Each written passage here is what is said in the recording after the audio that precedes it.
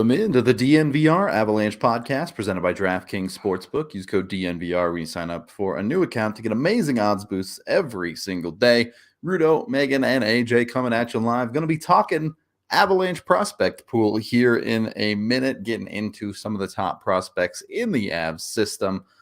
If you want to, go check out my Olausen video posted earlier today if you want an in-depth look at that and the 28th overall pick.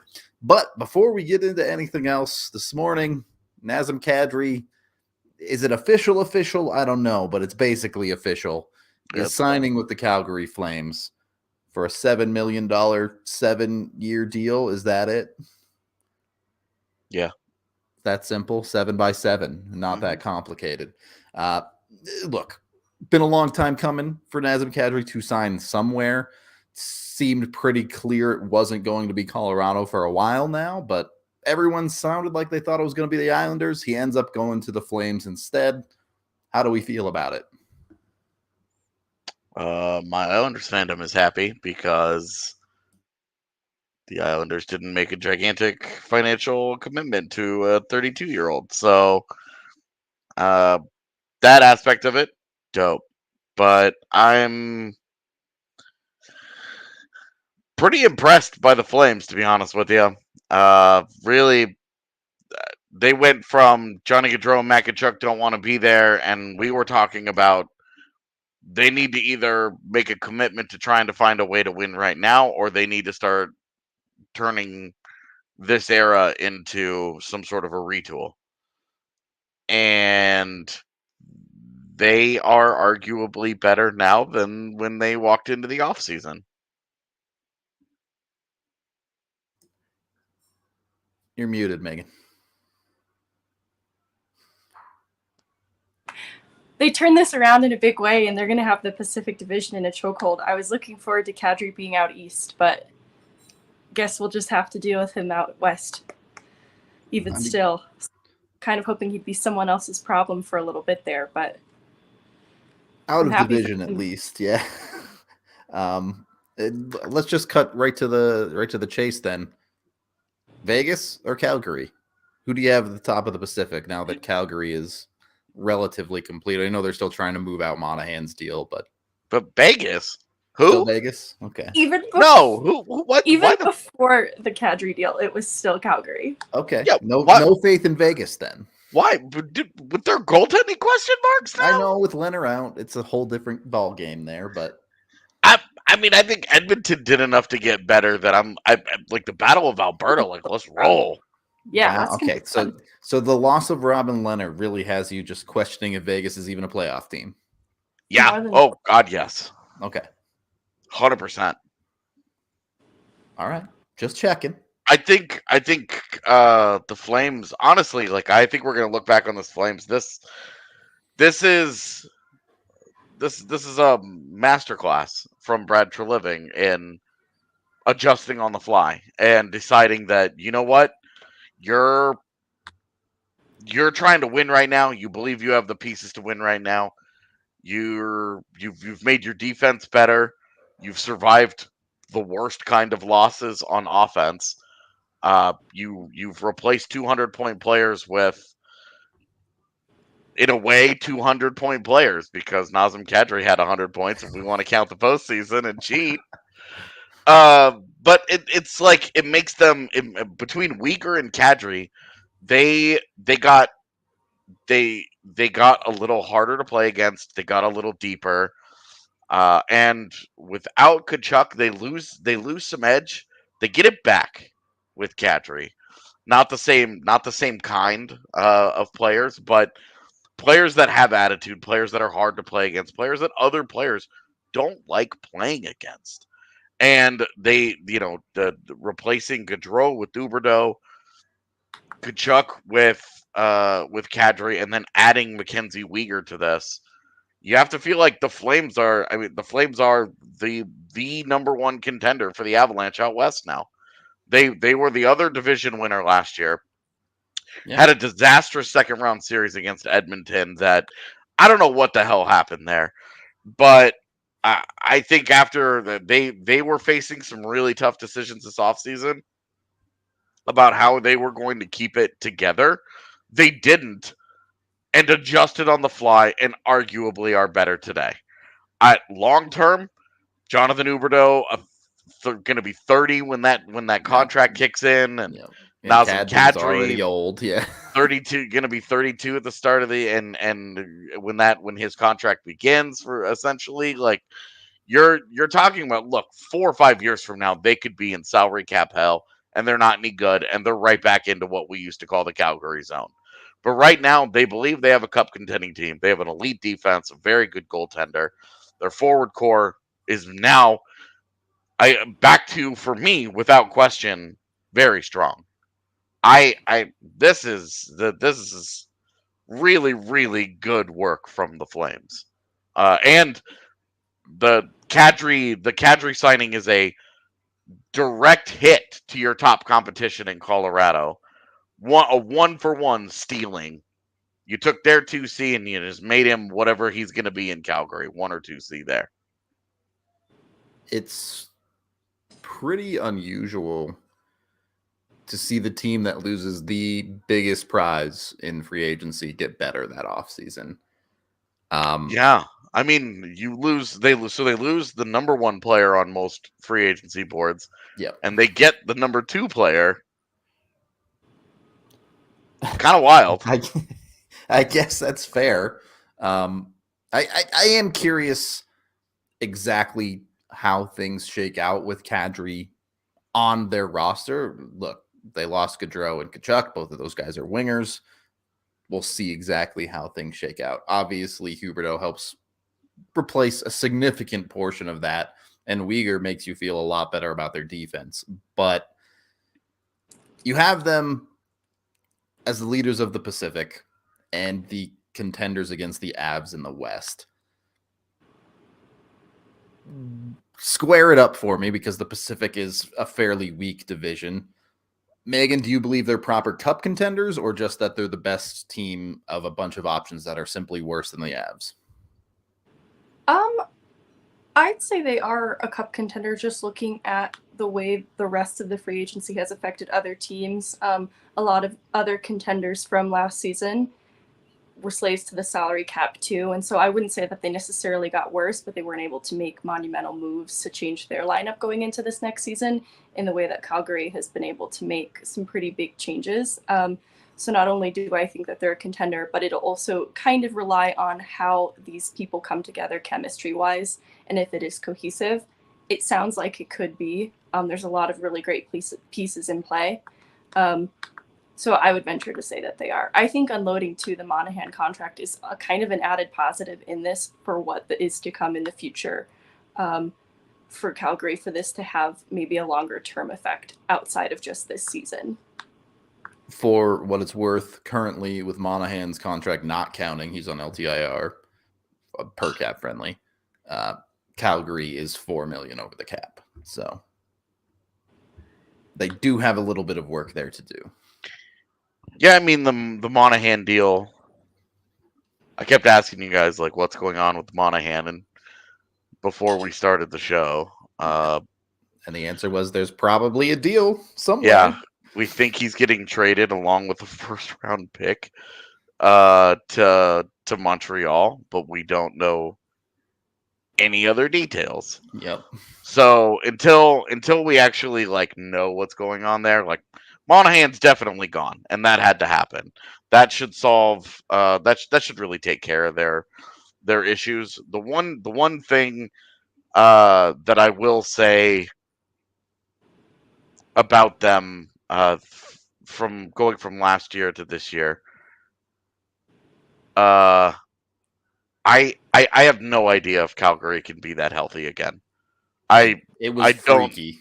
I don't know if, like, they had something like 11 guys who played like 70 games or more, or something like it was like I went through their regular lineup and was like, okay, so all of these guys have played. Okay, that guy missed games because of healthy scratches, not even hurt. They just sat him. And it was a huge chunk of their lineup played the vast majority of their games. Their man games lost like WAR last year was less than 2. Yeah, it was minuscule. the exact opposite of what Vegas was, which was astronomical on Theirs the was like other end. 11. Yeah. Yeah, you looked at the two bars with the injury viz that one site does, and you looked at it, and it was like Vegas is like all the and like Calgary's like doesn't even exist. And can they pull that trick again? Because you just never know with injuries, and it's a totally random thing. But I don't. I consider me skeptical that they are gonna have like 50 man games lost from their core again. I would Like- be very, very surprised. Like it was just such an everything went right for them season. It really did feel like that year when the Avs beat them in the postseason, where everything went right for them in the regular season, and then they just got rocked. They got to the postseason, got punched in the mouth, got rocked, and couldn't handle it. Yep. And so you wonder about the makeup, and are these guys good enough, and blah blah blah blah blah. Well, no Hard to Monahan, no answer those Gaudreau, no questions right Kachuk. now. Yeah. Like a lot of personality walked out of that organization and got replaced. A lot of important guys. So how the new group is gonna gel together, remains to be seen. But can they stay nearly as healthy as they did last year? It almost seems like there's a course correction. I mean, like set.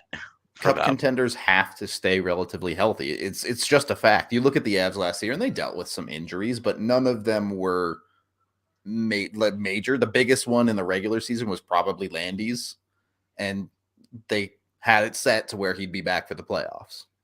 Yeah. So, I mean, God, how many injuries did they have last year? It just felt like the first 2 months of the season, it felt like it never ended. It was just and then very quietly, minor thing though. Like none of them were like, "Oh well, that guy's done." It was just like, "All right, he's gone for 4 weeks. We'll see that guy in 2 weeks." Like, yeah, and like we got to it was like February, and sort of everything kind of calmed down. Yep. And then Landy got hurt. Then the trade deadline happened, and you're like, there are new guys falling out of the sky and old guys falling into the hospital. We're never going to see this team look like what it should look like. And then the playoffs started, and we did. well, And it turns out that team was pretty good. having 2 weeks where Jared Bednar could go, "Oh, you stubbed your toe? Yeah, you're sitting." All right. They give Eric Johnson's like, "Look, I breathed sort of funny last night at team dinner." And they were like, "Cool. You won't play for the next week and a half." Okay. Asset. I did go ahead, Megan. Oh, I was just saying asset protection. I was kidding. God. I mean, not really though. Yeah. Eric Johnson was the guy that we were like, put him in bubble wrap. Do not allow him near other humans the last 2 weeks of the season. Because he was finally healthy, and you just wanted to preserve that. And look how important he ended up being on the run. Absolutely. Did want to move on from Calgary a little bit here, just the other side of this. Do we expect at least something to start happening when it comes to the free agent market now that Kadri has finally cleared? Or is it going to be everybody's waiting until training camps get fired up to start acquiring their guys? I honestly, I think at this point we're going to wait. Okay. I just don't. I guess I just don't see it. Like everybody's known the Kadri thing was going to happen, and then hey, there's a subsequent move that has to be made if he goes to the Islanders. Well, the Islanders didn't think they could make a move. The Flames, the Flames did. It looks like it's going to cost them a premium to move 1 year of Monahan, but it just doesn't. It just doesn't really feel like. The market. How many teams are really affected by this? Like, do the Islanders go out and sign Evan Rodriguez now? No, not really. That's not what they needed. The Kadri was sort of a weird target for them to begin with, but with a new head coach, like a GM that had signed him to a long-term deal previously, there was a relationship there, and whatever. And then like Colorado's kind of just sitting around with enough money to sign any of these guys, but it's not happening, and you wonder, like, there's all kinds of like backroom chatter that the Avs and Stastny have something like worked out, and I have no idea if any of that's true. We can't get anybody to say you can't get anybody to say yes on it. And it's like Kadri the Isles was the most slam dunk thing ever, and it didn't happen. Yeah, Kevin Weeks has become the ultimate insider, and last week he was like, the Isles have like 4 moves in the pipeline that are coming down anytime soon, and so far that number is still 0. And it's like I have no idea. Like I don't know. I just don't know how many teams this really affects, that like all of a sudden it's like, okay, change of course. Like the Avs have had to have known for a while now this wasn't happening. Right? Like they had to have known, okay, hey, like if he had agreed to the reported 4-year deal at $6 million per, they would have had to have made a move in order to clear up space. They would have known that. Like that would have been in the works. But instead it's like, okay, he's off to Calgary. Cool. Like we all wondered about the Flames, a month ago. And then I don't know. I guess I don't see the Isle, like I don't see the Isles doing anything drastically different. Colorado's options, like what changed for the Avs? Kadri's like now like actually gone, but you're still saying it's Paul Stastny, it's Evan Rodriguez, it's internal options, it's Sonny Milano is still sitting out there unsigned. Like is it a PTO that one of these guys gets? Like, is it an internal thing? Because one of the guys that we're going to talk about when we get to the prospect portion of this, like what changed? So I guess maybe just having official confirmation, maybe some peeps are going to be like, oh, okay. Maybe Vegas decides to spend some of the money that got freed up in LTIR between Weber and Leonard's deals. Maybe they're like, hey, we'll bring Stastny back, and that would put a damper on, okay, just now that guy's gone. So, maybe something like that happens, but I don't see. Sure. So it just feels like why now? Got it. Yeah. Like when like I think it's gonna be like, what's gonna happen is Evan is gonna go to practice one day and he's gonna be like, oh, Stastny's out skating with these guys, or oh, hey, look, it's Evan Rodriguez wearing Avs gear skating at a captain's practice, and we're all gonna be like, okay, I guess we have to write that story. Yeah. Kind of the way it's going right now. We are brought to you by the American Raptors, who play down at Infinity Park. If you haven't heard, the American Raptors are Rugby Town USA's newest rugby team. Last year, they went 5-5 as a group of athletes who have competed at the highest level of other sports, but are now trying to transition to rugby and compete there. They have backgrounds from football, basketball, baseball, wrestling, soccer, track and field, and even more than that.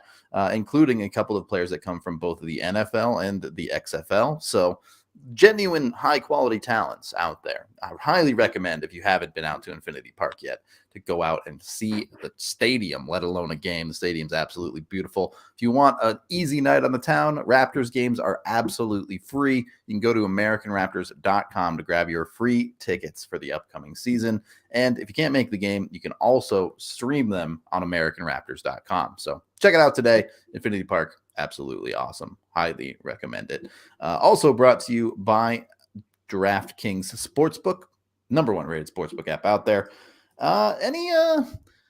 Any fun bets out there right now? I don't know what cool sports are going on at the moment. I haven't actually looked. I'll have to look and bring you a pick of the week tomorrow. In the meantime, you can go over there and sign up with code DNVR on a new account and go over to college football. Bet $5 on any college football team. You don't even have to get the bet correct, and you get $200 in free bets. So go check that out. You can bet on dumb teams like Kansas or something like that. Or you can bet on good teams, which I don't follow college football. I don't know how important the AP polls actually are. How accurate are those things? It's like Alabama, Clemson, Well, you Ohio never State, get, Georgia. Sure. But like, what happens when some other team's in there? There isn't. No. Okay, great. So that's the college football has become just the worst. Got it. Well, you can still make money on it with DraftKings. So go jump on that. Must be 21 or older. Colorado only. Other terms, restrictions, and conditions apply. To DraftKings.com/sportsbook for details. Of course, if you have a gambling problem, call 1-800-522-4700. Second period of the DNVR Avalanche podcast presented by DraftKings Sportsbook. And getting into our actual topic of the day, the top 10 Avalanche prospects currently in their systems. A couple of ground rules. We said under 24 for anyone to qualify as a prospect. Also, if they've no Maltsev is basically the one big one that didn't make the list. Also, we excluded anyone that is no longer eligible for the Calder based on enough NHL games played. Yeah. So you're not going to see Byram or Newhook or anything in that list. And the other big caveat here, because we always get halfway through our lists and people are like, bah, bah, bah, bah, bah, bah, bah, but we goalies and skaters. Yep. Always separate the goalies. We don't integrate goalies and skaters into our lists because it's how do you value Sampo Ranta versus Justus Anonen? Yep. So we have a separate goaltender list, which is just Justus Anonen and Trent Miner, and then the other guy. For what it's worth, Megan tried to sneak Anonen in on her list, but I told her no. We didn't give her the ground rule. I knew she was going to because I also thought about it when I was having a hard time finding 10 skaters. Personally excluded anyone whose vibes you didn't like. Wow. Harsh. I didn't do any fancy stuff this time. We just put the list together. I'm not going to hide it, shroud it in secrecy. We just have our 10-player list, and we're going to go through it. So, yeah, if you want to bring that thing up. There you go. The top 10. There were a couple of honorable mentions as well. Let me actually pull those up really quick. I forget exactly who they were. Did you Barons at 1? Sorry, I didn't mean to interrupt you. No, go ahead. I got excited. I'm sorry. You were the only one who didn't have Barons at 1, for the record. Yeah. Honorable mention to Shane Bowers and Andrei Buyalski. Both got votes, but didn't make the top 10. I knew the second I put Buyalski on my list, I was like, Rudo will not have this. Absolutely not. But I'm telling you, he's the most undervalued guy in the system. I don't believe you, but okay. Well, you're allowed to be wrong. It's fine. So, getting into the list as a whole, let's start here. It's not what it was even last year, let alone 2-3 years ago as an organization. Their prospect pool is not only significantly thinner, it lacks significant amounts of high-end talent. Yeah, there's really one prospect in my mind. In the system, one forward prospect that I think has a chance to be a legitimate top 6 player, like an actual top 6 player. Not a guy that gets put there because they've got holes and you have to fill, sure. Yeah, exactly. And so he gets like the JT Comfort treatment. For me, when you talk about the high end, that's my biggest concern is that there really isn't anybody. And defensively, there's the concern is that there's one the NHL list is Sean talented Barons player, yeah. And like Zhuravlov makes the list because you're just running out of bodies faster than you would think when you start making this thing. Yep. And you're like, well, he played a couple of years in KHL. Like, I don't know, he could be something. We'll see, but I don't feel strongly about Zhuravlov, but like the high end is really where you're saying that you need help. Yeah. You need something. And there's no help on the way. They've got a first-round pick right now. Like, there's no seconds. They're good. Good chance they don't hold on to that thing also. So. Yeah, the thirds are already starting to go. They've already started to dip into the 2024 pool. Like, picks are like gone already. So your one big hope is that for some reason they do make a move a guy out for a draft pick type of deal to recoup some of those picks. Otherwise, it's like we just gotta wait till like 2025. Megan, are you gonna stop this ego slander, or do you think it's fair? No, it's fair. I didn't quite like Little Z's dev camp either. So as far as other defensive prospects, I am not super sold on anyone else. Okay. I mean, who else? Like, it's like Chris Romaine.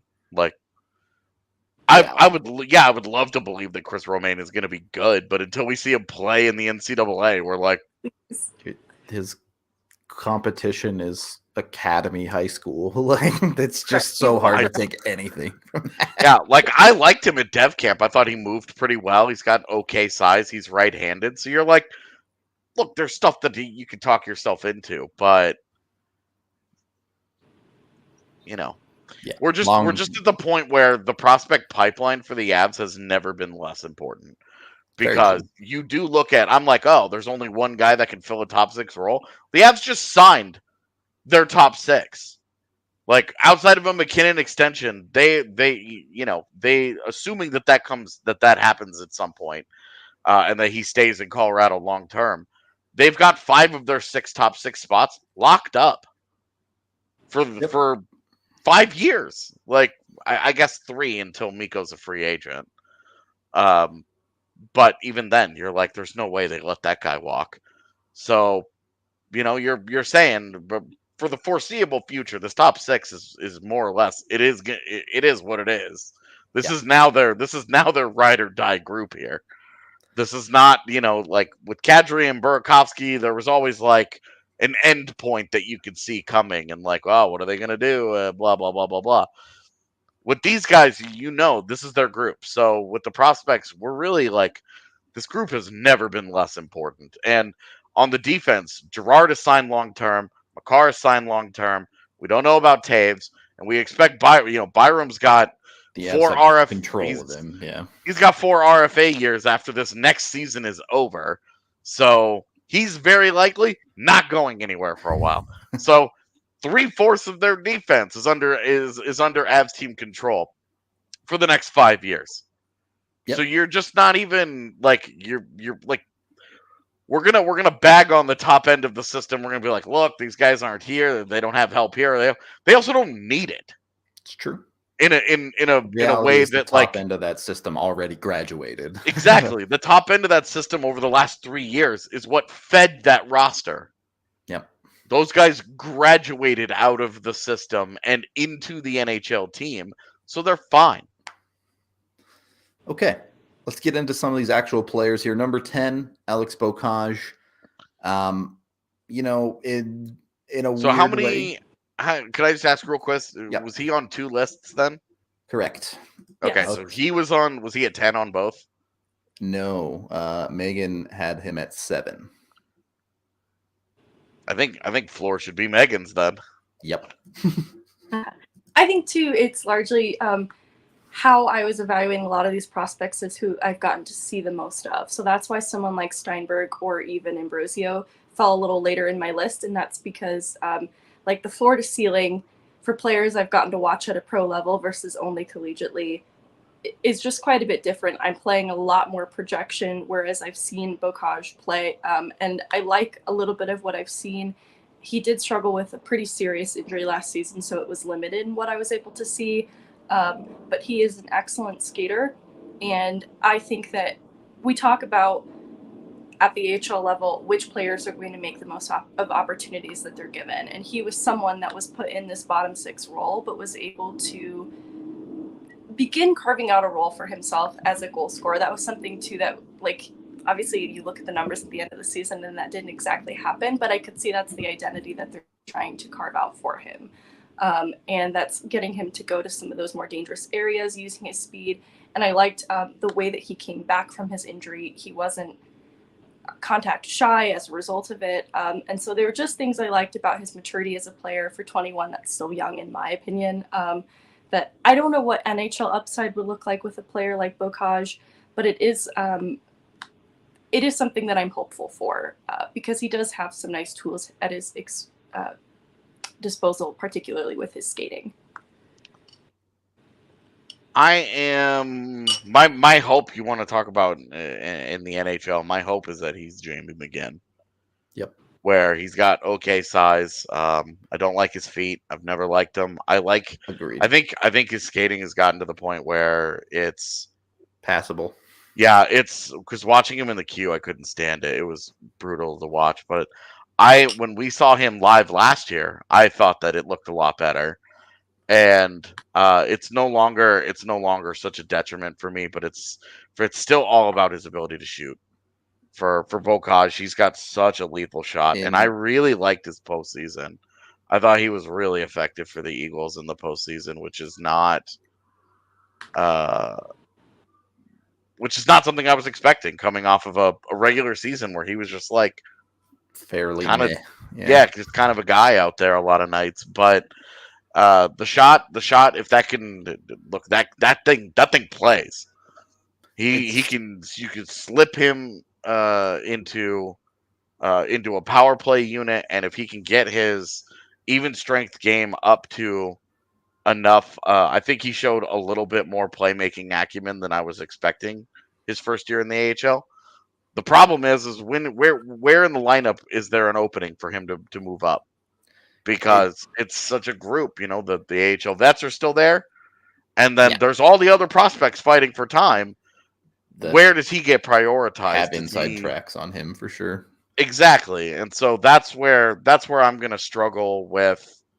That's where I'm going to struggle with Bocage's development, and I love him with his shot. I think it's a great shot.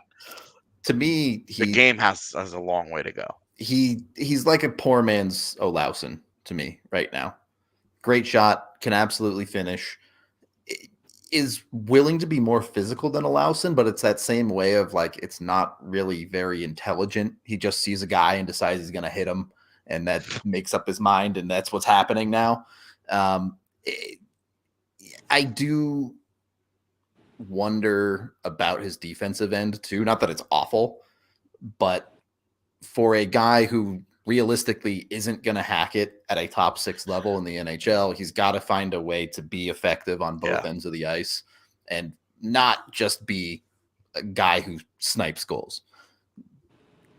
You talked about Jamie McGinn. He wasn't the greatest player in the world with the puck, but was a good shooter, was able to be effective on the offensive end, and could hold his own on the other side. Being a third-line offensive player is this really, really weird niche in the NHL where you have to be fairly well-rounded to be able to do it. Yeah, it's a good point, and he's gonna get the opportunity to play his what would be his NHL role in the AHL. Yep. So he's gonna get practice, and we've talked about this before where. Sometimes when you're talking about these guys in the AHL, some of the frustration is, okay, this guy's playing top 6 minutes and stuff, but it's not preparing him to play the bottom 6 role he's going to play in the NHL. Yep. He's getting all kinds of puck touches and this and that, and it's great for his development and this and that, but it's not preparing him to be who he needs to be at the next level. So he gets to the next level, and then he's got to adjust on the fly. We saw that as an adjustment that AJ Greer really struggled with because he would play in the top 6 with the Eagles. He would get to Colorado, and he didn't know how to be effective shift to shift in a 6 or 7, 8 minute role.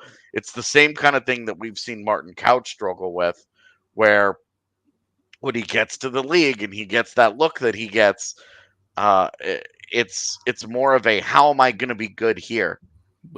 We've talked about this in the Discord before. P.S. Go join the DNVR Lounge if you're a member. The Avs really, really struggle to develop role players. The way they find role players is Logan O'Connor dominating at the AHL level and then immediately figuring out how he has to play at the NHL level and it being very, very different. Well, and even that with Logan O'Connor. Do you remember the first time he ever got called up? He looked like gangbusters for 3 games and then was nothing for the rest of that season. We didn't think about Logan O'Connor again because he just played his way out of it. And then, like, down the road, they give Logan O'Connor a 3-year deal, and we're all like, yeah, all right, great. And then he has his first full year in the league. So even that development was like, it was still a process. For sure. And that one is tough because you're looking at it, and now those NHL jobs are filled by role players. Yeah. And so it's like, okay, if they're going to continue to go with the NHL vet route every year for $1 million, a little over $1 million, where does a guy like Bocage have a chance to develop and actually break into a lineup? Where is he on the hierarchy of call-ups right now? It's not even the role players that I think makes it really tough. It's the Charles Houdons. It's the Anton Bleeds. It's the Jason Megnas. Yeah. Where when they're ahead of Bocage on the call-up list, all of a sudden the Avs need 9 forwards to be hurt for that guy to even be an option. And that gets really tough. Now, to be fair, maybe they don't see an NHL player there, and fair enough. But yeah. Okay. Next up at 9, we had Lil Z. We kind of already talked about him a little bit, but look, the only reason he's this high is he came over from Russia. He has significant high-level pro experience. His time in the KHL has been a little bit up and down. The offense you were hoping to see never really quite developed for him. But, I mean, how do you get a successful path out of Zhuravlyov? Does he have to come over, immediately adjust to the AHL and the American culture and just be good right away? Well, I think it's going to be a test for the Eagles to prove that they've learned something from past failures importing Russian players. Yeah. Because if you go back to, I'm not going to try and say his last name because I gave up when he left, but when Igor came over, we weren't expecting him to come over certainly as quickly as he did. He came over and experienced a real culture shock. And the team was like, well, Kamenev and Boykov are here. You'll have Russian friends. The problem was that Igor only hung out with the other Russian players. It never put him out of the box. They never had the infrastructure there to try and get him acclimated culture-wise. And so he was lonely. He struggled from a personal standpoint. He really had off-ice issues getting comfortable. And it's really hard to develop on ice as a player when off-ice you're kind of spinning your wheels a little bit. So Zhuravlyov is a good litmus test for what have they learned. Because they went hard into Russian players for a couple of years. This is kind of the tail end of that with Zhuravlyov coming over, and they haven't been able to get Kovalenko to say yes. Yeah, there's a reason Kovalenko's not on this list anymore, right? Yeah, because none of us think that if I thought that he was coming over, he'd be on my list, no doubt. He'd be like 6 or 7 if I had any confidence he was going to cross the pond. I don't think he is, so that's why he fell off my list. But with Zhuravlyov, look, like he's a little bit of a do-everything player. He's got unremarkable size and an unremarkable skill set. He's not a great skater. He's not a bad skater. He's not a natural puck mover. He's not a bad puck mover. He's not a natural defender. He's not a bad defender. He's just kind of blah at everything. So the real question is, what can he do? What niche can he carve out to show that he is somebody that needs more ice time and more of a look? What can he do? Because the jack of all trades guys have the toughest test. Because great defensive defensemen who are really physical go out there and hit guys a lot, and be positionally sound, and we can live with no offense. Great offensive guys go out there and drive play like crazy and score points and rack them up and get lit up defensively, but at least look like you're trying hard, and you can live with that. The in-between guys, the jack of all trades, you got to produce some kind of points, because you're not an outstanding defender, but you're not good enough offensively to be like a point guy. So where does little Z really produce like his value here with the team? The defense being what it is with the Eagles in transition the way that it is, I think provides natural opportunity.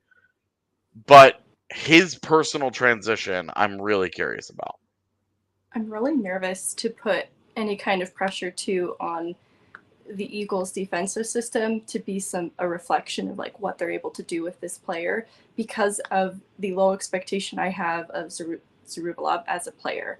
I have serious concerns that of other players at development camp, he had some of the most pro experience going into it and was not making very good defensive reads throughout camp. And it gives me concerns for his IQ as a player. And this is something too, like we talk about role, that ideally, especially given what we know about his stature, he would play a role similar to Dennis Gilbert, kind of a jack of all trades, like you're saying. But I'm just not sure if that's a realistic expectation of him. And I feel bad. It's maybe a bit premature to say that, but I was so unimpressed in dev camp that I'm really nervous to see what that transition is going to look like that here coming to North America with a full season AHL pro experience. To give him that, I'm a little nervous about how much opportunity and leeway they're actually going to give him. It's always an interesting balancing act with a Russian player, because if you don't give them enough opportunity, they'll just leave. Yeah, they will just go back to Russia. Yeah, they are unique in that way, and that they have an alternate option. Yep. They don't have to play, third pairing minutes in Loveland, Colorado, in the AHL. This guy can go back to his hometown and play for his team, and in the organization that he grew up playing for, and just be like, bye. Yep. So you can't treat them in the same way. You have to give them a little bit more to start with, because they will just leave. We see every year there's always at least one Russian player who just terminates his deal and leaves because he's like, I'm gone. Andrei Mironov was a big example of this, and then he was really, really vocal when he walked out the door, and he gave an interview to a Russian paper where he was basically just like, they lied to me the entire time. They said I was going to be the next call up. They call other guys up who aren't as good as me. I didn't come over here to play for the San Antonio Rampage. I came over here to be an Avalanche. I have no interest in this. Yep. And a lot of guys, especially guys who are in that 22, 23-year-old range, they know. Like, they have to do something now, because this sets up the next 5 years of their career. They're not in prove-it time. They're not in, hey, I'll grind away as a teenager for a couple of years. That's exactly what they've been doing, sitting through the KHL that plays guys 7 minutes a night, where it's like, oh, you're a 20-year-old, you haven't proven it yet. Zhuravlov did all that shit. He's not coming over here to play on Colorado's third pairing. The Eagles are going to have to give him opportunity to just keep him invested in this. And you don't want to paint all Russian players with that broad of a brush, but we see it over and over and over and over. We've seen it multiple times with the Avs in recent years. Mironov left, Boykov left, Kamenev left, and Igor all left. Slightly different circumstances for each of them, but the AHL guys especially, the number one thing that they were frustrated about was, I don't have any opportunity here. Igor never got out of Colorado's fourth line in Colorado, and that was a sticking point. So he just said, I don't need to do this. Okay. We are at the 45-minute mark, so we probably need to go through these guys a little bit quicker than we are at the moment. But we are brought to you by Breckenridge Brewery. Sure. Go on over to breckbrew.com, get your amazing merch. Yes, they have amazing beers. Yes, you can get them at their local liquor stores, but they're not just that. They have a bunch of dope stuff, whether it be their trucker hats that everyone seems to love or all of their other gear. I always say it, if you've never been down to the farmhouse, go there just to go to the farmhouse. It's delicious, but also check out their merch shop. They have like an absurd amount of dope stuff in their merch shop that you can go get and go sport them. So go check out Breck Brew today. And of course, also brought to you by Green Mountain Dental Group, the best family dentist in the Denver metro area. When you go get a cleaning, x-ray, and exam with them, they will give you a free Sonicare toothbrush to make taking care of your teeth even easier at home. So covered you on all bases. They're great at what they do. They make sure to send you reminders so you don't forget about appointments, things like that. They'll even send you a happy birthday because it's just what they do. They're a family dentist. Check out Green Mountain Dental today. Third period of the DNVR Avalanche podcast presented by DraftKings Sportsbook. Next up, number 8 on the list, Matt Steinberg, kind of the breakout player from last season, a guy that wasn't really very considered much of anything in the Avs prospect pool, considered significantly overdrafted at the time he was drafted in the 3rd round. Ended up finally showing us something for real in this last season in the NCAA. Look, the path to the NHL there is still very, very long, but it's exciting to see a kid kind of find his game.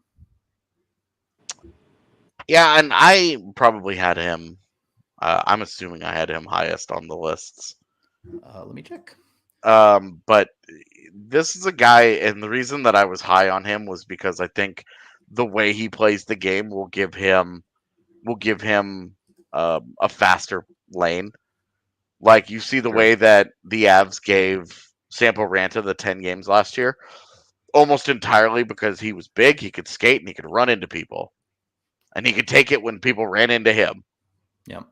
Steinberg is going to have all of those things going for him whenever he decides to turn pro. So I just think, and the skill element was there in college last year. He was one of Cornell's best players. He's a point per game guy. Took a big jump from his freshman year, and then obviously missed his sophomore year, both between COVID and a broken leg that just wiped out an entire year of development. So to see him go out in what I guess was his junior year, I'm not sure if he technically redshirted that sophomore year or what. Yeah, he has a 5th year of eligibility. Yeah, so he still has time here. He could be he might be listed as a junior this year, but realistically, that's a guy that could have 3 more years of college. Yep. So the NHL timeline here remains lengthy, as Rudo mentioned, but he is an absolute bull of a hockey player. That guy, he is physical, he is mean, sometimes to his detriment because he can get a little crazy pants with it. But I'm higher on him because he showed that kind of snarl and attitude that they're going to be looking for in their bottom 6. Especially JT Compher leaves in a year in free agency, or he's unsigned in a year. I'll say I don't know if he leaves. You've got Helm and Cogliano, obviously are old guys that will go year by year with. LOC is kind of your mainstay. LOC and Ben Myers are kind of the guys you're like, these are our guys in the bottom 6. So you're looking at with Steinberg, you're really looking at he's a good physical player. Does he have enough skill to play in the league? Is he a good enough skater to play in the league? Is the rest of his game there? Because he's got good size and he loves to use it. So that was really the big selling point for me on why I'm a little higher on him than others. But health continues to be this weird thing that his entire career he's had some weird health issues early in his career that he got sorted out, but then the broken leg, even at dev camp, he missed a day because they held him out, and for mysterious reasons, he got held out. And it's look, if the guy's not on the ice, he's not developing, he's not getting any better. So my one concern with Steinberg is skill, but as a small aside, you also are like, what's up with the health? I do have serious questions about his skill level, but he seems to already understand. You want to score goals, you want to be effective with his type of player, go to the net. Go stand in the dirty area and bang pucks into the net. He's not scoring many goals from distance. Yeah, definitely not. Megan, anything to add on him? I had him ranked, I don't remember what placement exactly, but I had him ranked close to Colby Ambrosio, and for similar reasons. Steinberg specifically, I think, has a responsible instinct and a good instinct as a skater, and so I really like that quality about him. And I like that both players, because we'll probably talk about Ambrosio next, I feel like they're also ranked pretty closely. He on is this next list. on the list, indeed. The roles that they each play on their current college teams too was kind of a middle six with second line ambition, just as seniority gets kind of that top line priority, but both of them are trending in the right direction. And so I like that for Steinberg specifically, especially through Cornell. I think it's a program that's going to be able to give him even more responsibility next year. And for both Ambrosio and Steinberg, the COVID eligibility gives them a development track that is not going to rush through anything, because this is going to be true for a lot of the prospects, but the path forward to the NHL through the current Avs forward group is long and strenuous, and that's why it's good that there isn't any urgency for some of these guys that are still in college, just to continue developing. And I would have liked to see him at development camp. I saw Steinberg at development camp. I didn't get to see him skate the way that I got to see Ambrosio, who we'll talk about next. Yeah, and there's a pretty significant jump in our voting from Steinberg to Ambrosio. Like that, if we were doing the pyramid, that would be the tier divider. Mm-hmm. I guess I've converted AJ enough on him at this point, but this is like Rudo's running bit that I don't like Colby Ambrosio, and I've been a big fan since his freshman year. No, you were not on board at the draft. I was pumping his tires at the draft. It's true. But Ambrosio, I agree with a lot of what you said, Megan. He has a little bit of that Logan O'Connor in him, where he's like, all right, I'm just going to skate really fast into this situation, and whatever happens is going to happen. And obviously he's a little bit on the smaller side, so that how effective really is that? It's a conversation, but I do think the skill level that I struggle to see in Steinberg, I see it in Ambrosio. He understands how to find the soft areas in the ice, how to make the correct play, how to have the hands to finish opportunities that he's given. And that's what really excites me about him. He really needs to have a very solid junior year, I think. Needs to break out offensively, probably push close to point per game numbers to really start having a conversation about him earning a contract, but I think he's capable of that. Yeah, you guys are talking about he got that dog in him, right? Like he's just got that. That's exactly what I'm talking about. Yeah, and if there is one thing that you absolutely love about that dude, it's that he is 5'9" and does not care. Yep. One single bit, and will go hard. That you guys are comparing him to LOC and that he'll skate real fast into things. That includes after the whistle, where I don't know what he says, but that dude, he's got some level of chirp game, because guys come at him a lot. And I don't know that it's entirely about him being 5'9", but I think the combination of he's 5'9" and he doesn't shut up entices larger players to try him, and that's like what he lives for. So he's pesky. He's got really good skill around the net. I love his skating, honestly. We were at Dev Camp. Good. Yeah, I agree. And I kept remarking to Rudo, just being like, look at that edge work. Look at this. Look at that. Look at the way. Like, he's just a guy who understands who he is. It's one of my favorite things about players, especially guys that are mid-round picks who have to kind of fight their way through systems and up the ladder. A guy who understands who he is. He understands his strengths, his weaknesses, where he is going to succeed and where he's going to struggle, and just work his way through that. And especially for a player that is on the smaller side, right? The barrier of entry is high in skating. Like, yeah, being a great skater. If you're going to be that small, you've got to be elite at something else. And being a great skater is a great start. And the real question, like, can the goal scoring translate? He's not really much of a playmaker. So I really don't know that he's ever going to be able to be. If you're talking about him in the NHL, I don't know that he's beyond your fourth line. And can he learn the other aspects of the game? Can he be good enough defensively? Can he block shots? Can he develop into a PK guy? Or are you talking about a dude that is more like a Nicolas Aube-Kubel, where he doesn't do special teams and he's got to be really solid at even strength to provide value?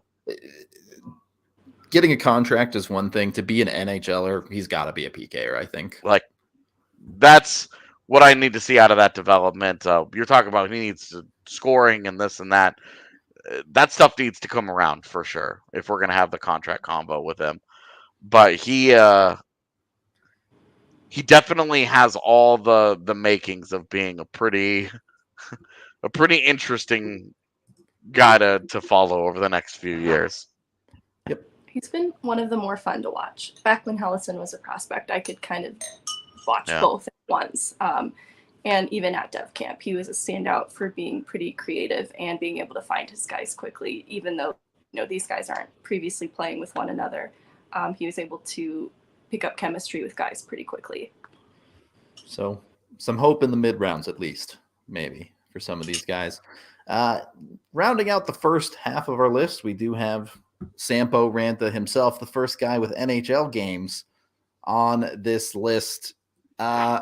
An enigma of a player. At times it feels like you're either in the I love Sampo Ranta camp or you're in the I hate Sampo Ranta camp. So it does feel a little bit like a player who's hard to pin down right now, but after an opportunity in the NHL to start last season, the AHL felt a little bit lacking at times. I had him at 8 on my list, below both Steinberg and Ambrosio. Yeah, you had him really, really low. I'm pretty out on Sampo, to be honest. I've always been kind of down on him, but his success at Minnesota was like, okay, you got to give it to him. Like, he did what he had to do. He didn't do anything in pro hockey. That made me think that he's got an NHL future. I couldn't be more disappointed in what happened his first year last year. Megan, you got a counter argument? It can only come up from here. Yeah. I'm in a hard place with Sampo. I don't think it's as low, but there is so much that he would have to do next year to change that opinion. And I grant him so many allowances for the injury that he had, being detrimental to what could have been his first full pro season and an opportunity to really adjust to the pace. But where he struggled most was his mental game, and that is not something he can go to strength training and improve on. And so if his in-game decisions improve, there's hope for Sampo yet, but it's going to come down to that, because he is another, especially if you want him to have an NHL future, that has to carve out a role so fiercely. And some of that is going to require pretty high IQ and making better defensive decisions. Not that he made poor, it's just he didn't really do a lot on that side of the puck, and it's really up to Sampo to carve out that identity as fiercely as someone like Logan O'Connor did. It's really hard for me with him on the defensive end, because look, his entire career as an Avalanche prospect, the question has always been hockey IQ. You're really just hoping that he gets that to a level that's passable. But you see these guys like Steinberg, like Ambrosio, where if you could just get that out of Sampo, where on the defensive end, maybe he doesn't always make the best decisions, but maybe he's just a madman who just runs at people, and he's a giant. So if he runs at people, people are going to be like, oh God, this is bad. But you don't really get enough of that out of him on the defensive end. And you're still just waiting to see that offense come at the professional level. The shots there in space, he's great, but at times struggles to find the soft spots in the ice. Again, hockey IQ. He really hasn't had the best time finding good opportunities for himself. You mentioned in space that he's great, but with the size the skill and the speed that he has, he should have no He more needs to go problems through people. Yeah. creating space for himself. Yep. And he just does. You just watch him get closed off, and then nothing happens. So much play dies on his stick. Yeah. That's kind of where it's at. I know people who are really high on him are probably going to be yelling at their monitors listening to this, but I don't think any of us are big believers at an NHL path right now for Sampo. And, if he goes out and puts up a 50-point year in the AHL, I will eat that crow. But he will have figured something out. Like a Yep. light bulb will have come on, and he will have adjusted and done something to change his trajectory. But because that's what he needs right now. Right now, it's not for me. It's not good. And you're going to hear me say this a lot in the next few prospects. Okay, well, the next prospect you think should be a defenseman. So,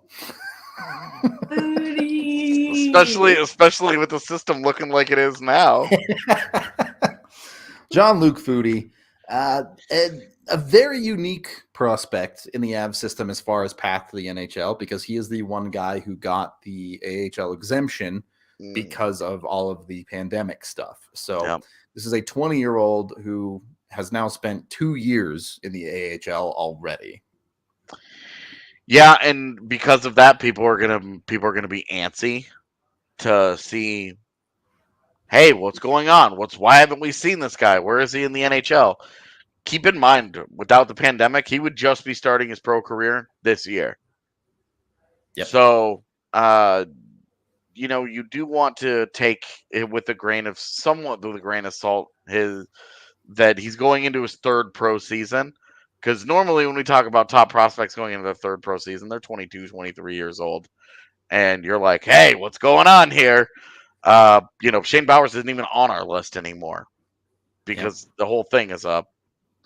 What the hell happened there? But with Foudy, it's not that. He still has tons of runway. His contract slid. It's only this year beginning officially, and you saw a guy. He was awesome in the playoffs. Like, he was so much fun in the postseason. After like an okay regular season, I thought it was better than the previous season, but from a scoring standpoint, did not wow you in any way. But a really versatile guy who played all over the lineup last year. I think in some ways that's harming him because he's not settling down into a rhythm and getting comfortable in one role between center and playing on both wings and on different lines with different line mates and different assignments. But I think he's taken to it well enough that you could see where the benefit he's getting out of it is he's soaking in a ton of information and a ton of different looks. And the team is getting to see him in a lot of different roles and saying, okay, well, how is he handling this? And by the end of the year, the more they were giving him, the more he was responding. So I think that the needle has moved. It's pointing in a very, very good direction. I actually had to temper my hype on him a little bit and keep him. I think I only had him at 5. But in my heart of hearts, I wanted to move him ahead of Kaut. And then just because I'm a hater, I wanted to put him ahead of Olsen, but that would have been too bold. But I love Foudy's game. An elite skater, an awesome playmaker. I think all of that is going to play in the NHL. Can he get the rest of his game in shape? Can he get his shot to the point where he's confident enough shooting the puck that it's a real threat for him and that other teams don't just figure out he's always trying to do some crazy shit with the puck? Like, can he develop the defensive game, which I think has come a long way in his time in the AHL? Can he get all these things in shape to prepare him for the next stage? Because I think Foudy is the real deal. And a guy that I think there's a cap on. I don't think he's a top 6 player, but I think he could absolutely fit anywhere onto a third line at some point. And if he ends up on a line with Ben Myers and Alex Newhook, that's going to be a line that could skate you to death.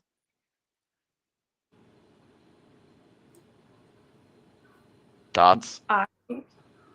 I'm high on Foudy for similar reasons. A lot of it traces back to the unique position that he's in at such a young age, and how he responds to the feedback that he's given. Because you're right, he did weave throughout different places in the lineup, and this is something that Olesen is going to have to do next year because he's probably not going to immediately be rewarded with middle or top six opportunity, and neither was Foudy. Foudy had to work very hard to earn a position on the second line wing, and that was with games throughout the season where he was simply a healthy scratch or barely getting ice time on that third or fourth line. And so he persevered and showed great maturity in that regard to fight for an opportunity in the lineup, especially a lineup too that is so much center depth, at least as of last season, that he was alternating on the wings and really didn't get to see much time playing center. It was just Foudy as a winger, and he made it work. He responded to feedback well, including being a healthy scratch. And I think that's why we can look at the postseason that he had, because that was an accumulation of the year that he had and just soaking in opportunity and being able to play among men and fitting in that way to have a second line role, I think is a huge testament to what Foudy can do at such a young age. And I love the way you put it, AJ, as a long runway, because I will maintain that there is no need to set an expectation of seeing Foudy in the NHL anytime soon. But it's for his benefit. There just isn't a need for it with how young he is, but there is a lot of promise, especially in his skating. Yeah, I mean, he should be their skating coach.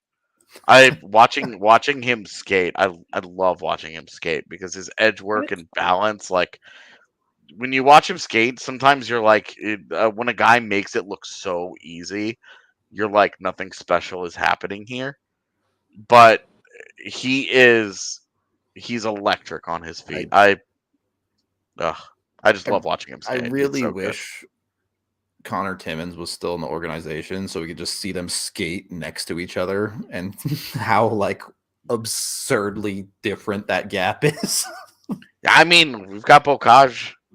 Yeah, Bocage isn't great, but when Timmins first got here, his was bad. Yeah, you should have been around for Bocage's when he got drafted. His first camp, it was bad. We were all like, maybe that's what I'm missing. I didn't see the. You haven't seen how far he's come. He's put a lot of work into it, and credit to him that his skating it's okay.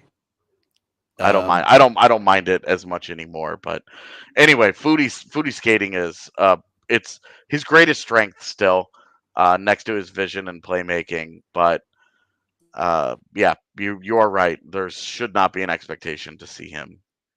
Well, someone you really have to have an expectation of seeing in the NHL to put him at number 4. The exact opposite, right? Martin here. Kaut. Look, I think the reason Martin Kaut is at number 4, and I know this is true of AJ, Megan, you can agree or disagree. We all believe that he is an NHL caliber player, but he's got to find an opportunity to be that guy. Whether there's a very real possibility it ends up not being in Colorado because he just hasn't fit. But he has a skill set of a bottom 6 NHL player. I truly believe that. So yeah, I mean, I think he could even get to middle 6 in the NHL in the right team, right situation. I think that he could. I think that he could be a guy that pinch hits in a second line next to skill, because we've seen him excel in those situations before. And the biggest problem for Kaut for me in his time with the Avs is the whole playing with pace. He doesn't look super comfortable playing at the pace the Avs want to play at. When games get slowed down and in the muck a little bit more, he looks way more comfortable. He looks way different, a lot more effective, just a lot more in his natural element. Playing with the kind of pace, the kind of go, and the jump that the Avs play with every single shift. I think that's still his biggest barrier there. I don't think it's anything other than that. We talked about opportunity to crack this Avs lineup, and I look at the forward group for next year, and that's only going to be something that's made more difficult. When I was ranking this, I saw high value in Kaut as a prospect more as a high value as maybe an asset for future trade, only because we've talked about the stylistic fit in Colorado maybe not being there for him. He still could utilize this season to demonstrate with hopefully more league-wide eyes on Colorado and the Eagles to give Kaut maybe another look at where he might be a better fit stylistically, because we talked about IQ with players like Sampo, and Kaut has such a high IQ, and he is a really great defensive player with PK specialty now, that he would be such an asset to probably another organization that has a role for him. To Kaut's credit, you've seen him, at least statistically, move in the correct direction in the AHL every year so far. So he is continuing to move in the right direction. There's always that worry about players who get stuck here and a little bit of that stagnation. And you haven't really seen Kaut hit that wall, but it still feels like it's this year or never, at least in the Avs organization for Kaut. Yeah, I would say Kaut has gone through stretches in his career where he's been a dominant AHL player. Now, he'll still disappear for a while, and it's not a game-to-game thing. But at his absolute best with the Eagles, he has dominated games. And to be honest with you, dominated like weeks. We've seen him put together some really impressive stretches in the AHL. I think he's going to make a lot of sense when the Avs deal him at the deadline to Chicago for Jack Johnson and Cole Gutman. There you go. Girl, please. I'm so sorry. Moving into the top. Oh, go ahead. We don't have to reopen Kaut. I was just gonna say, when he returned from injury last season, he dropped a bomb on the AHL when he came back to the Eagles. He went off. Yeah, he went off on that. And that's, you do have the question with him of how much more is left for him in the AHL. But yeah. Moving into the top three, we have Olausson at number 3. It's going to be a surprise to a lot of people, I think. Look, I talked about it in my video. If you want my in-depth thoughts on that in the 28th pick, again, go watch it. It's the same YouTube channel as this one. A lot of people believe he is the number 1 prospect in the Avs system. So, it's fair enough. Honestly, I don't. If you're, he's the only first rounder in the system. Like, it's a reasonable expectation of the guy. But when I look at him and I look at Barons, I see Barons as far as proximity to the NHL, I think he's a lot closer to an NHL player today. Yeah, so for me, the biggest reason that separated these guys for me, Olausson, I think he's got the highest ceiling and the lowest floor, and he's the furthest away from tapping into the ceiling. And so when I factor that into it, that's why I have him at 3, because I think if both guys max out, he's better than Ben Myers.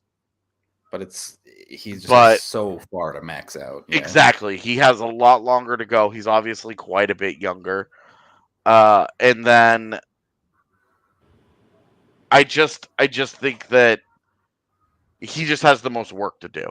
He's got the highest bust potential, the highest chance, because I think both Barons and Myers are surefire NHL players. I don't know how high end they are. I don't know, but they're everyday NHLers. Exactly, but they're guys that I think probably play 400 NHL games, in their careers, and then go from there. But I don't know if that's true for Olausson. If he plays 400 NHL games, it's because he did tap into that Burakovsky comp. He did close that gap. He did get better in his off-puck play. He did get better in his playmaking. I don't know what to feel about this. My camera just died. I was go plug it in. I was gonna say, I think something died. I like it though. Removing a mask, and underneath is Andrei Burakovsky. No, he's going to come back, and it's going to be max headroom. Oh, That's what it is. If you're not familiar, just go Google it sometime, and you can enjoy a weird piece of television history. But about Olsen, like, you love the skill set, you love the tools that are all there, that are all on display. But again, opportunity in the AHL. What's his role going to be? How rapidly is he going to develop? Is he going to take to it? They put him on the first line, then they put him on the fourth line, and then he was a healthy scratch when he got to the AHL last year. You can absolutely wonder what in the world is Greg Cronin doing with this kid, with that kind of usage. How do you go to those extremes? For me, how do you go to those extremes? I don't understand that. It makes no sense to me. But it was also the postseason. They got a very brief look at him. It was the end of their postseason. So I guess I'm just gonna kind of say it was a weird thing for me, and then move on. Uh, I want to see how he does this year. I want to see. I guess I just want to see what his opportunity looks like, what his development looks like, what his future is going to look like in with the Eagles, because for right now I'm just so iffy on him overall, where yeah, you see the potential there, but how does he get to it? How does he tap into it? And I guess this is where this isn't so much about Olsen as it is my lack of faith in the organization to help bring that out in him. I think, yeah, looking at his utilization, I think part of it was the opportunity with the playoffs driving some of that, and then Sakura's absence created this perfect opportunity for him to get tried on the top line. And then beyond that, second line was pretty set too, with like a Foodie Magna Cat, which, you know, there's the Magna conversation once again, because Olsen is versatile. He could play anywhere on any line too. It's kind of the bottom six where things get so scrambled, and that's where I really want to see Olsen persevere too, because I don't know how he's going to be rewarded with opportunity to start the year, but there is opportunity for him to be promoted to a larger role if he sticks with it. And I think that's where I'm at with Olsen too, is this gap between the floor and the ceiling with him is so big that it is entirely up to him what he does next year. Because with Oshawa, I wasn't there, fly on the wall, to know what that was like for him mentally as a player to be bounced around throughout the lineup like that. But that might be the case to start the beginning of this year, and I'd really like to see him fight for the opportunity to play on the second line or even the top line. I won't write it off. I'd like that to be possible for Lawson, and it's going to be up to him, and I'd like to see that kind of gumption out of him as well. Okay. Are we content with our Olsen thoughts? All right. Our top two, coming in at number 2 is Ben Meyers. This is a weird one. We really didn't even want to count him as a prospect because he more or less has an NHL roster spot locked up at this point for the coming season. Mm-hmm. But he's 23. He's only played 6 NHL games, so he technically counts as a prospect. I guess, what are expectations for you guys in Ben Meyers? Is he solely a bottom 6 kid, or can he do a little bit more? I think on the Avs, with the uncertainty right now at 2C, you can dream. Like, feel free. But Myers should be in the NHL all year, and he could be the guy that pushes Alex Newhook to the wall on the third line if Newhook doesn't take the 2C job himself. These guys, I think they're going to be what we saw from Myers last year, I thought was really, really encouraging. We saw a guy play with pace. We saw a guy who understood how to use his size effectively.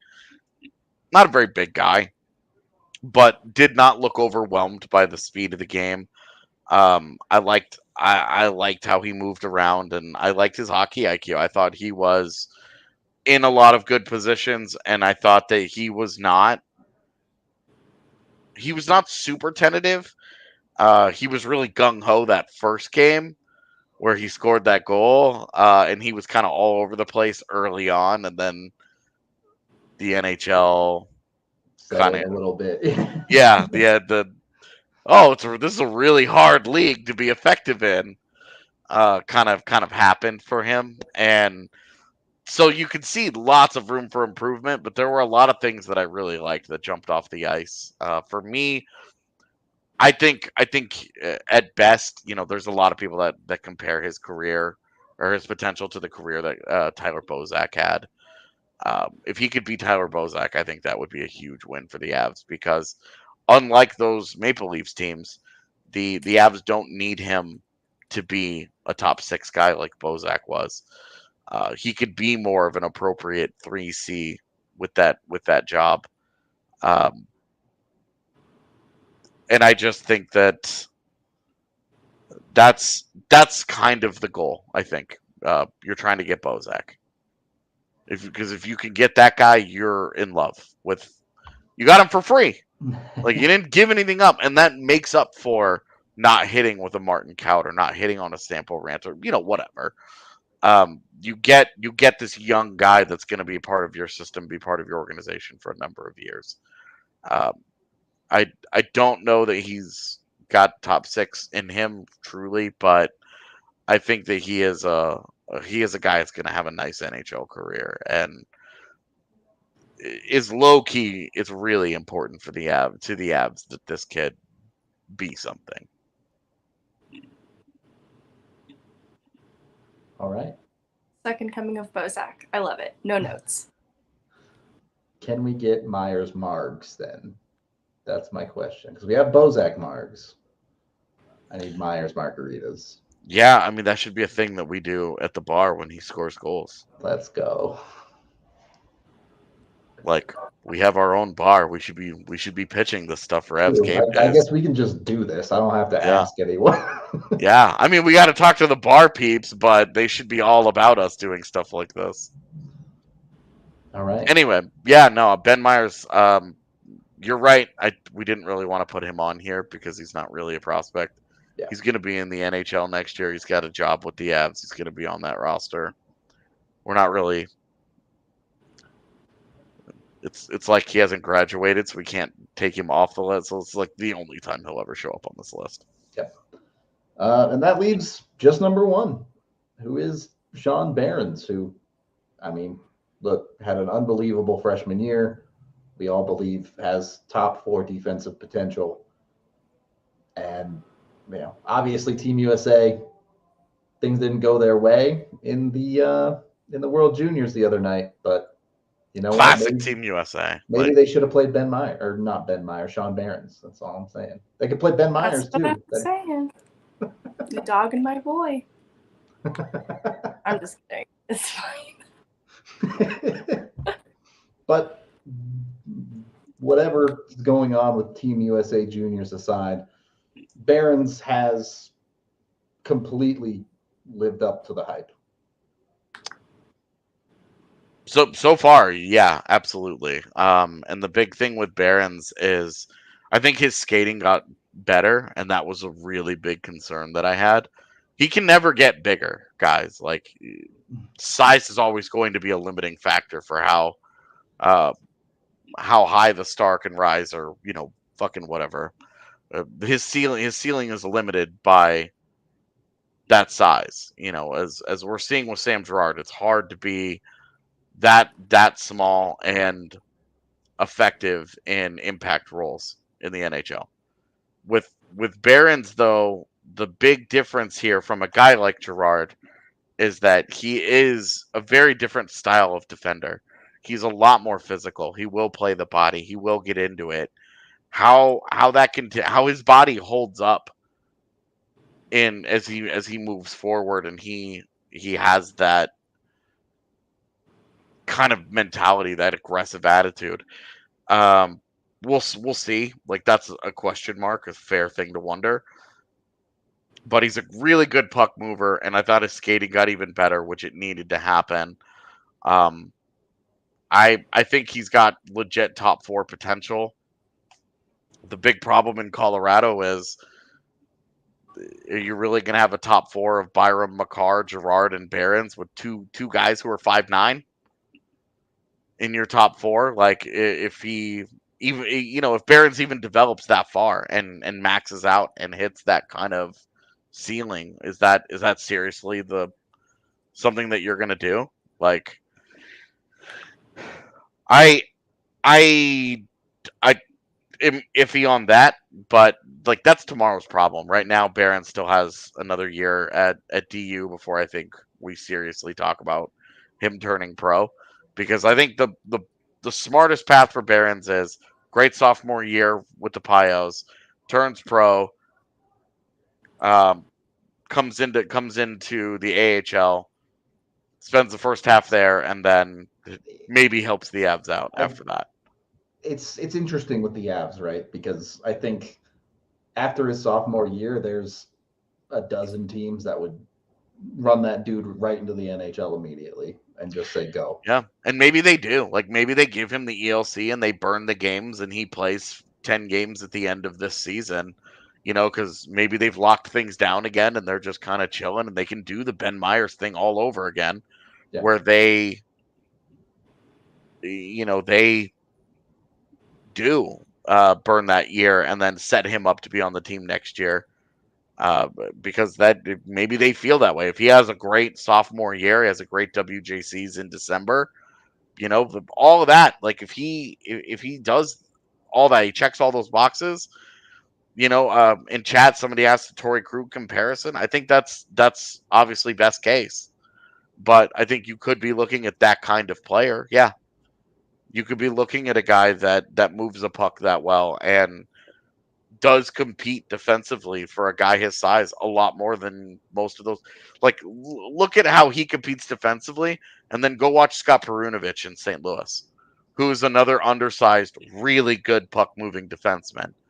And Scott Perunovich got eaten up by the Avs, and you wonder where that guy maxes out because his size and because of the way that he plays, where he shies away from the defensive game. Sean Barons doesn't do that shit. And that's my favorite part about the Barons, about the selling Barons as a player, and why he's my number one prospect is because I don't. His number one hole in his game is the fact that he's 5'9". If he was 6'1", he would have been a top 15 pick, and he'd probably be in the NHL going into the NHL this season. So I'm all in on Sean Barons as being a good player, a good NHL player. And a guy that could be an impact guy. We were joking earlier about Colby Ambrosio. He's got that dog in him, but Sean Barron's a nasty, nasty kid. Like he will go down with the ship. And I think that's an attitude you want in an undersized blue liner. I similarly, I love that Sam Girard is ultra elusive and understands how to duck big hits when he can. When he doesn't have Ivan Barbashev, laying predatory hits on him where he can't do anything about it. But with Barons, it's like I just see such a good hockey player. He makes so many good decisions. He does so many good things. Is he available at the deadline for another move? For me, the answer is no. Hellison and Barron was you could trade two of them, but you couldn't move all three. They moved two of them. They kept both of those guys. And so you feel great about those deals, especially with the Stanley Cup and all. But Sean Barons, until you have another guy there, Sean Barons, I think is untouchable for me. I think the first round pick and Sean Barons are the two things that I just would not consider trading. I think they're too important to the organization moving forward. And Barons, I just think Barons could take the Devon Taves job. He could take EJ's job next year and graduate up. Yeah. Yeah, and then move on up the lineup and take Taves' minutes if Taves leaves in free agency. Anyway, Sean Barons I think is the real deal, and that's why I've got him at number one because I think he could jump into the NHL tomorrow. And it would be a struggle, but I think he could survive. It's not the best path for him or anything. It could kill his development, but I think he's a lot closer to getting to his NHL potential than a guy like Olsen is. And Ben Myers is right in between. He doesn't have as much room to go, but he's the closest to it. I don't want to put Meghan on blast here, but she did have Ben Myers above Sean Behrens. I thought about it. Still a full believer, though. I didn't want to put that kind of pressure on Behrens. Like, we are having this conversation in part because of the freshman year that he has. It exceeded my expectation. Because it went so well for him, it gave us a glimpse at what we might come to expect in his development over the coming years. And it's looking great. But I don't want to put too much pressure on him at number one. Not because I don't think he can meet it. I just see that in Ben Myers a lot sooner. It could be realized a lot sooner. And maybe for the benefit of Behrens, I'd like for that to be realized in Myers sooner than it is in Behrens, just because of the little things we've talked about are going to take his game to the next level if he tenders to them properly. And that's the things like the details of his skating, because one reason I like the way that he weathers contact now is because he kind of skates with a low center of gravity, but it almost keeps his skates too firmly rooted in the ice, and he loses a little bit of that mobility and speed that is going to make him so lethal at the NHL level. But if he can reconcile these things in a year's time at DU, maybe a year's time in the AHL, I'd really like to see that for him, because then we could have even better conversations about Behrens once he does make his NHL debut versus if it was rushed. All right. I love that answer. It's come up a couple times during the show, but the Avs very much are in a situation where, look, they're Stanley Cup champions, right? They don't need to aggressively try and find young talent within their system. They're going to need it. They're going to need it to fill out their rosters, but they don't need it to jump in and be top 6 caliber right away.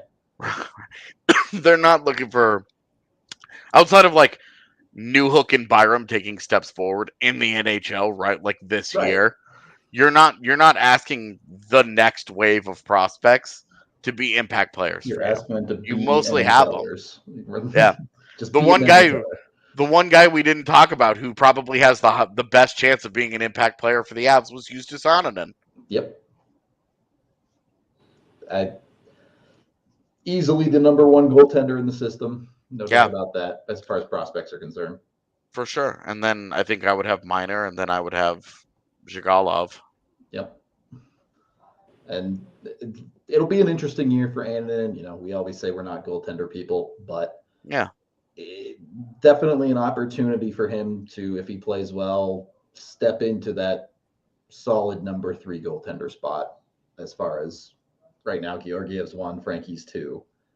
Is JoJo 3? Is Annunen 3? We'll see this. We'll see how the split goes in Loveland this year, but I think it should be setting up so that when ideally, it sets up so that when Frankie's deal ends, Annunen takes that backup spot full time. Yeah, by that point he should have locked down the 3 job, and he should be the first call up whenever they need a guy to play for a game or two.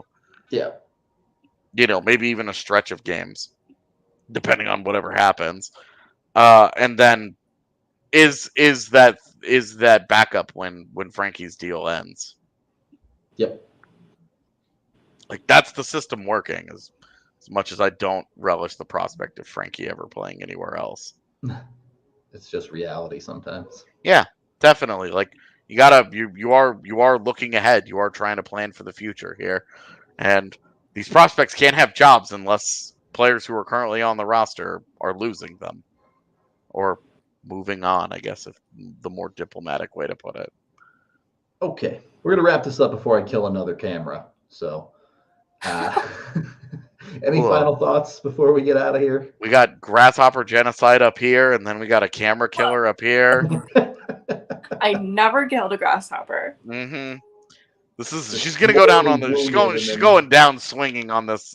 But Grasshopper Hotel had casualties. I swear. You may have not brought the killing blow, but you put them back out in the wild, and they died.